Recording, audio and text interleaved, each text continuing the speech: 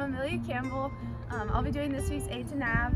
This week we'll be talking about preparing our minds for battle. So first let's turn to 1 Peter chapter 5, which in verse 6 tells us, "Be sober, be vigilant, because your adversary the devil walks about like a roaring lion, seeking whom he may devour." So this is the battle that's set out before us, to fight against evil and remain steadfast in our faith. This verse reminds us that we must be ready for the fight. But how do we do this?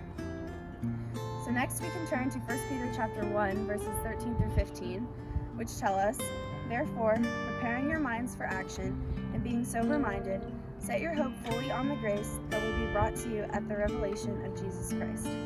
As obedient children, do not be conformed to the passions of your former ignorance, but as he who called you is holy, you must also be holy in all your conduct. Since it is written, 'You shall be holy, for I am holy.'" So we see here that the way that we fight this evil is with holiness. That makes sense, that we should defeat bad with good. But we as humans are by nature not good. So how can we do this? How can we be obedient in this call to holiness and prepare ourselves for the fight against evil? Both of these passages from 1 Peter point to the fact that being sober-minded is the first step. Being sober means that our minds are clear and not hindered by distractions or false beliefs. This spiritual battle that we fight in every day is to choose good over evil, God over Satan, and to pursue holiness over sin. This fight begins in our minds.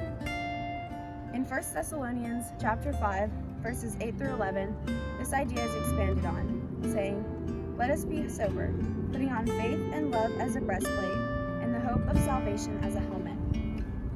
So we see here again that we must keep our minds sober. With sound thoughts, we can arm ourselves with faith, hope, and love as we fight in this battle. This verse reminds us that this fight is not our own. We alone cannot have faith or hope or love, but these things are given to us by God. These are the fruits of the Spirit that He shares with us through His grace, providing us with the armor we need to fight in this battle and defeat evil with holiness and chase after His heart. Thank you for joining us on this week's 8 to NAB. I hope you all enjoyed, and as we go into this week, remember to prepare your minds for action and stay in the fight.